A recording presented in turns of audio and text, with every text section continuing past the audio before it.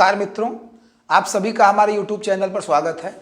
आज हम लोग ज्योमेट्री के कुछ क्वेश्चंस देखेंगे।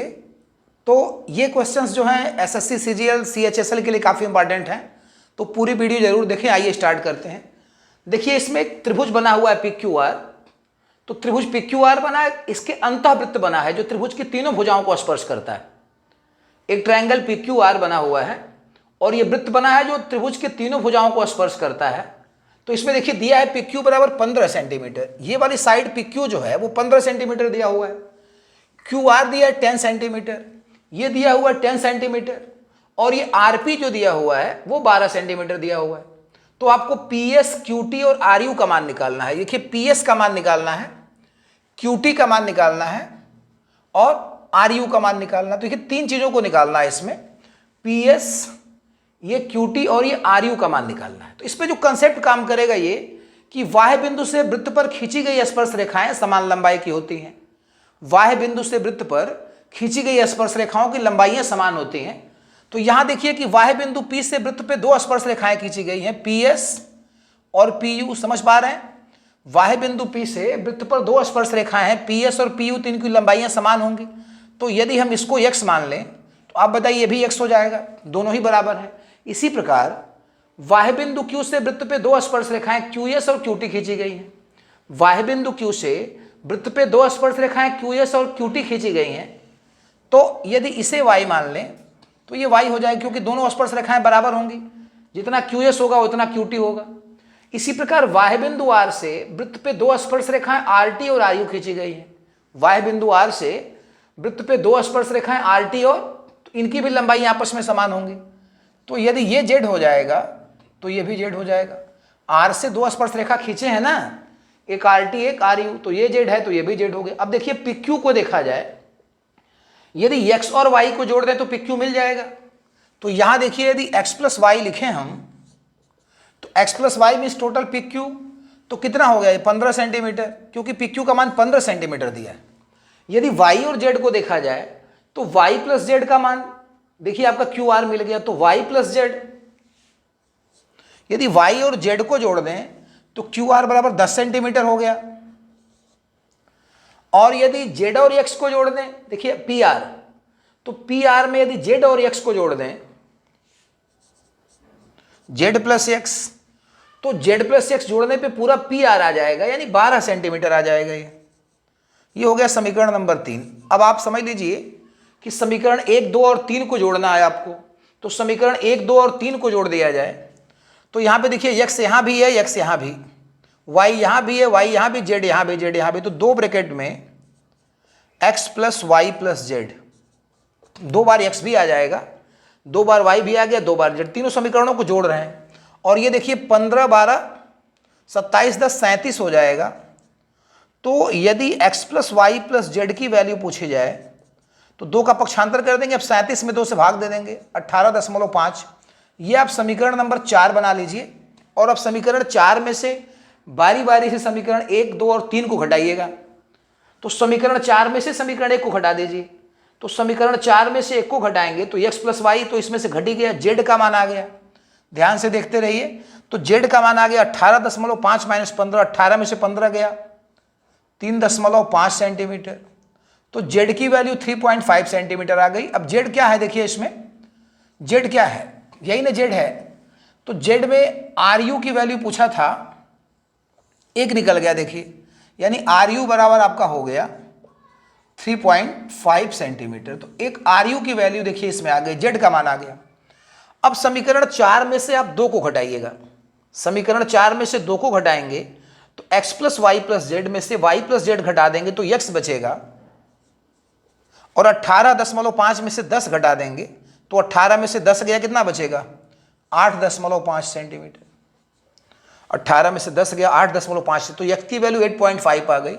अब x मीन्स PS आ गया, देखिए आपका, तो PS हो गया 8.5 सेंटीमीटर। तो PS आ गया 8.5 सेंटीमीटर। अब यहां से आपको देखिए समीकरण 4 में से समीकरण 3 को घटाना होगा। तो यदि समीकरण 4 में से 3 को घटा देंगे तो x plus y plus z में से x प्लस जेड घटा देंगे तो y बचेगा। तो ये देखिए y हो गई।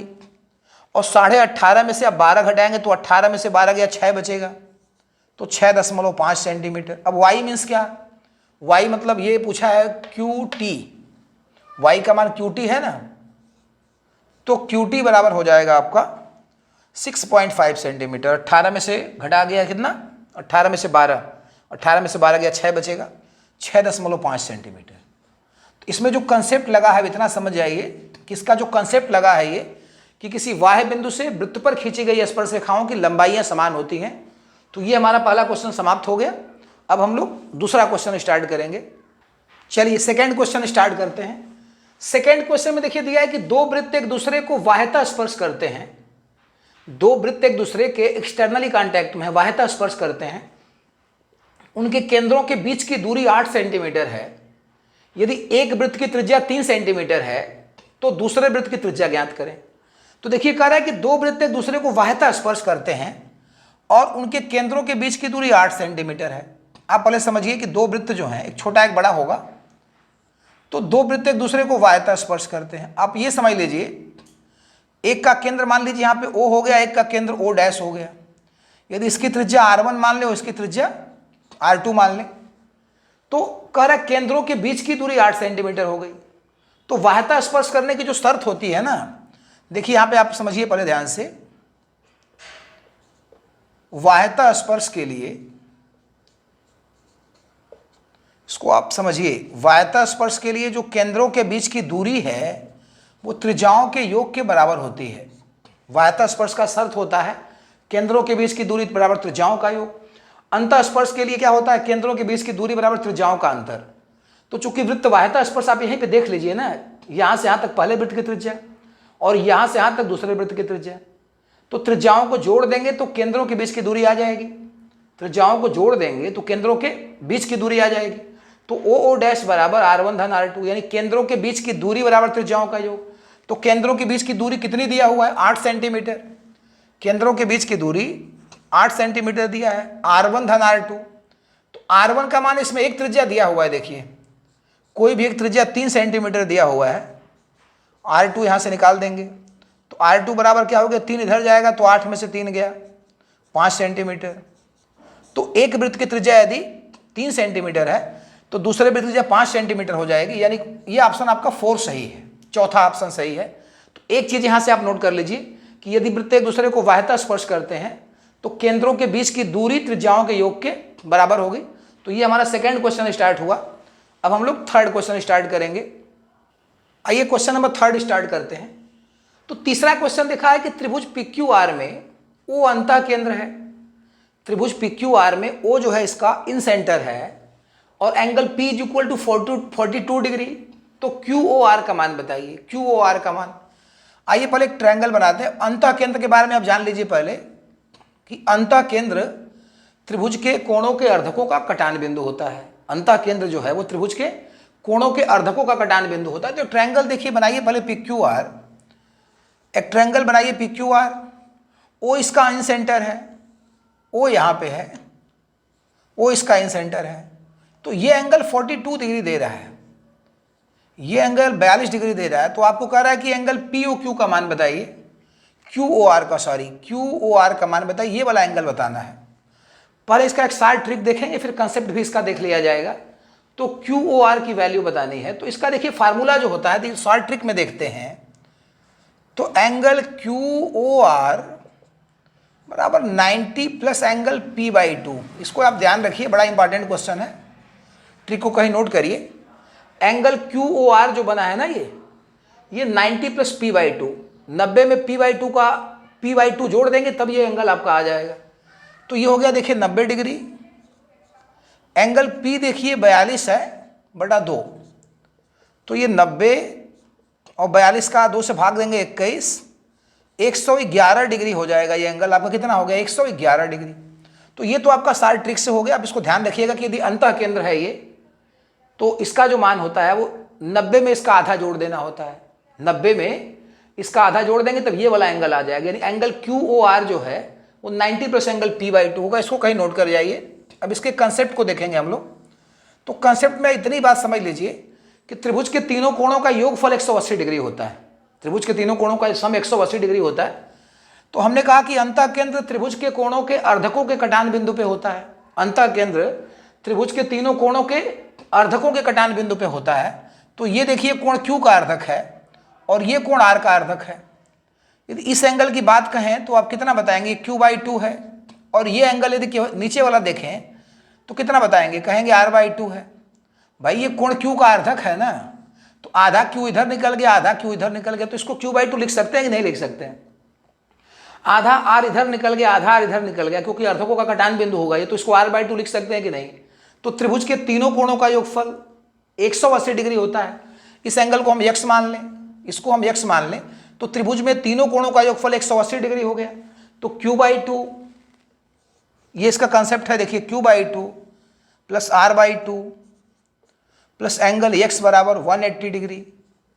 अब यहां से आप 1/2 कॉमन ले लेंगे तो क्या बचेगा बताइए, Q plus R plus x बराबर 180 डिग्री।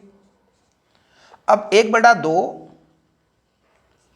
अच्छा Q प्लस R को हम लिख सकते हैं 180 माइनस P। आप देखिए त्रिभुज के तीनों कोणों का योगफल 180 डिग्री होता है। तो बड़े वाले में आइए त्रिभुज PQR में, तो बड़े वाले में त्रिभुज PQR में आएंगे तो Q और R को जोड़ेंगे, Q प्लस R का मान कैसे निकलेगा, तो P plus Q plus R 180 degree होगा। P plus Q plus R 180 degree यहाँ लिख देते हैं। देखिए P plus Q plus R यदि 180 डिग्री होगा, तो यदि आपसे Q प्लस R का मान पूछा जाए, तो Q प्लस R का मान पूछा जाए तो क्या बताएंगे आप बताइए, 180 माइनस P। तो वही तो लिखा हमने 180 माइनस P। अब यहाँ ऊपर आ जाइए, तो 1/2 180 माइनस P का मान 42 डिग्री है और धन x इज इक्वल टू 180। अब यहाँ पे 1/2, अब 180 में से 42, 10 में से 2 गया 8, तो 10 में से 2 गया 8 और 17 बचा, 17 में से 4 गया 13, तो 138 प्लस x बराबर 180। अब 2 से काटेंगे तो 2 6 12, 2 9 18, 69 प्लस x बराबर 180। तो यदि x की वैल्यू निकालेंगे तो 180 माइनस 69, घटा देंगे, 10 में से 9 गया 1, 17 में से 6 गया 11, तो 111 डिग्री इसका कंसेप्ट हो गया। यहाँ से जो नोट करने वाली चीज़ ये है, दो बातों को नोट करके जाइए कि पहले तो जो अंतःकेंद्र होता है वो त्रिभुज के कोणों के अर्धकों के कटान बिंदु पे होता है, और दूसरी चीज़ ये नोट करना है कि यदि अंतःकेंद्र O है तो एंगल PQR का जो मान होता है, ये वाला मान, वो 90 प्लस P/2 हो जाता है। तो दो बातों को नोट कर लेंगे तो इसको डायरेक्ट आप कर जाएंगे। तो ये हमारा थर्ड क्वेश्चन समाप्त हो गया। अब हम लोग चौथा क्वेश्चन स्टार्ट करेंगे। आइए इसका चौथा क्वेश्चन स्टार्ट करते हैं। देखिए इसमें एक चित्र बना हुआ है, ये CHSL में पूछा गया प्रश्न है। तो एक चित्र बना कर दिए गए चित्र में सबसे बड़ी जीवा की लंबाई क्या होगी। तो पहले आप एक चीज समझिए, सबसे बड़ी जीवा को व्यास कहते हैं। पहले आप एक चीज नोट कर जाइए, ऑप्शन इसमें लिखा हुआ हमने 8 सेमी, 12 सेमी, 16 सेमी, 18 सेमी। तो सबसे बड़ी जीवा को जो ना व्यास बोलते हैं। क्या बोलते हैं, यानी वृत्त का व्यास पूछा जाए। कुछ चीजों, इसमें कई चीजों को आप ध्यान में रखेंगे। तो ये देखिए वाय बिंदु A है और ये वाय बिंदु A से वृत्त पे एक स्पर्श रेखा खींची गई है 80। वाय बिंदु A से वृत्त पर स्पर्श रेखा खींची गई है 80। ये इसका रेडियस है, त्रिज्या, और ये वाह बिंदु से केंद्र की दूरी है। तो आप दूसरी चीज को नोट करिए कि त्रिज्या और व्यास, त्रिज्या और स्पर्श रेखा के बीच का कोण हमेशा 90 डिग्री का होता है। वृत्त की त्रिज्या और स्पर्श रेखा परस्पर लंबवत होते हैं। वृत्त की त्रिज्या और स्पर्श रेखा परस्पर लंबवत होते हैं। दूसरी पॉइंट ये नोट करना है कि त्रिज्या इज लंब स्पर्श रेखा, यानी जो रेडियस है वो टेंजेंट पे परपेंडिकुलर होगी। तो त्रिज्या और स्पर्श रेखा के बीच का कोण कितना होगा, 90 डिग्री का। तो 90 डिग्री का होगा। तो अब ये देखिए कर्ण हो गया आपका 90 अंश के सामने भुजा कर्ण होती है। तो AB स्क्वायर का मान निकालें, AB स्क्वायर का मान निकालें, कर्ण का वर्ग बराबर शेष दो भुजाओं के वर्गों का योग। तो AT square plus TB square. हालांकि इसका सूत्र डायरेक्ट होता है स्पर्श रेखा का वर्ग बराबर स्पर्श रेखा का स्क्वायर बराबर ये जो होता है वाह बिंदु से केंद्र की दूरी का स्क्वायर माइनस त्रिज्या का स्क्वायर। तो वो आता पाइथागोरस प्रमेय से ही। अब नोट करिए कि त्रिज्या स्पर्श रेखा पे लंब होती है, तो त्रिज्या और स्पर्श रेखा यदि लंब हो गई तो ये कोण 90 डिग्री का हो गया। तो 90 अंश के सामने की साइड हाइपोटेनस होती है, तो ये कर्ण हो गया। तो कर्ण का वर्ग बराबर शेष दो भुजाओं के वर्गों का योगफल। तो AB स्क्वायर बराबर AT स्क्वायर धन TB स्क्वायर। अब AB की वैल्यू 10 दिया हुआ है, तो 10 का स्क्वायर और AT का स्क्वायर, 6 का स्क्वायर धन TB का स्क्वायर। तो यदि आपसे टीबी का स्क्वायर पूछा जाए तो क्या बचाएंगे, 100 माइनस 36, 100 में से 36 गया, कितना बचेगा 64। तो टीबी भाई आ गया 8 सेंटीमीटर। तो यदि टीबी 8 सेंटीमीटर आ गया तो ये त्रिज्या है, ये सेंटर से सरकमफेरेंस की दूरी त्रिज्या है। तो सबसे बड़ी जीवा जब निकालेंगे आप देखिएगा, सबसे बड़ी जीवा जब निकालेंगे तो व्यास हो जाएगा। तो त्रिज्या 8 सेमी है तो व्यास कितना हो गया 16 सेंटीमीटर। सबसे बड़ी त्रिज्या जो है जीवा इसकी 16 सेंटीमीटर। इस थर्ड ऑप्शन इसका सही हो गया। तो कुछ चीज़ों को आप नोट करिए यहाँ से। पहला चीज़ तो वृत्त की सबसे बड़ी जीवा को व्यास कहते हैं। दूसरी चीज़ ये नोट करके जाएंगे कि त्रिज्या और स्पर्श रेखा परस्पर लंब होते हैं। तो ये कर्ण हो गया, ये 10 है, ये 6 है, तो वैसे पाइथागोरियन ट्रिपलेट हो जाएगा, ये 8 हो जाएगा। ये त्रिज्या 8 हो गई तो सबसे बड़ी जीवा यानी व्यास 16 सेंटीमीटर का हो गया। तो आज की वीडियो में बस इतना ही। कल हम लोग कुछ नए क्वेश्चन के साथ मिलेंगे, तब तक के लिए धन्यवाद।